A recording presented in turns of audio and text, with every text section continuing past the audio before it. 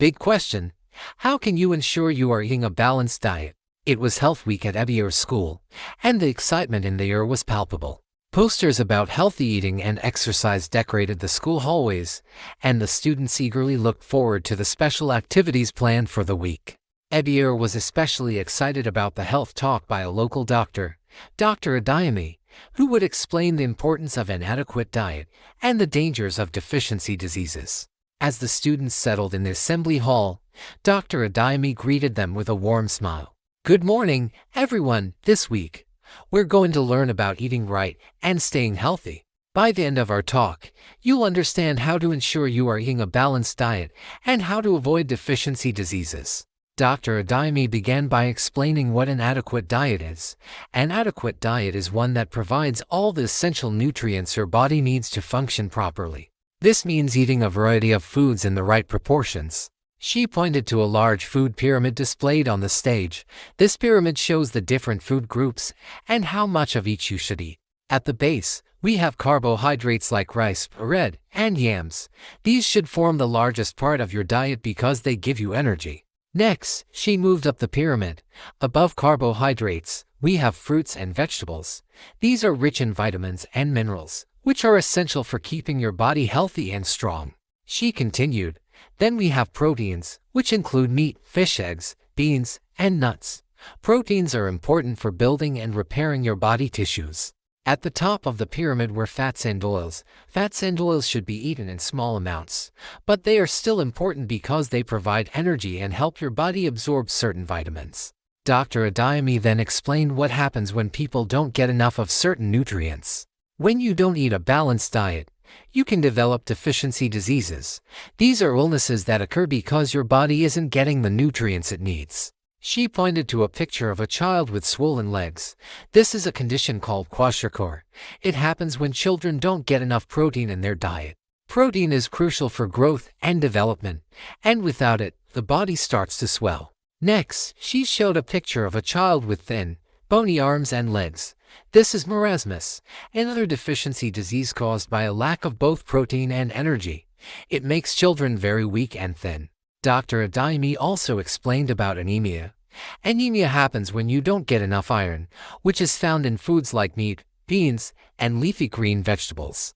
Without enough iron, your body can't make enough healthy red blood cells, and you may feel very tired and weak. Finally, she talked about scurvy.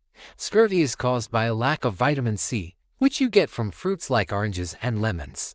Without enough vitamin C, your gums can bleed, and your body can't heal wounds properly. Dr. Adayemi then asked the students to think about how they could identify nutrient deficiencies. What are some signs that someone might not be getting enough nutrients? Ebier raised her hand. If someone is very tired all the time, they might not be getting enough iron.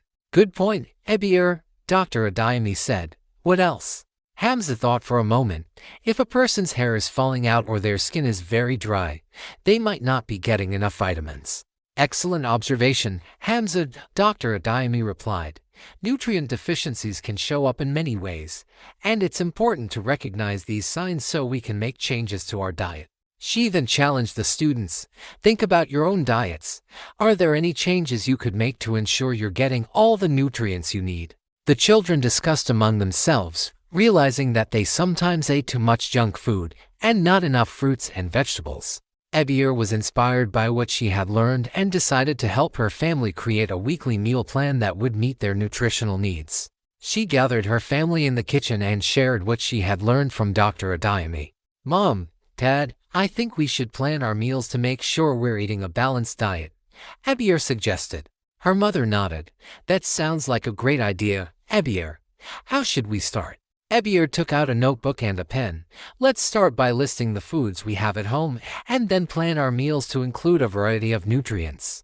Together, they wrote down the foods they had: rice, beans, yams, fish, chicken, vegetables, fruits, and some nuts.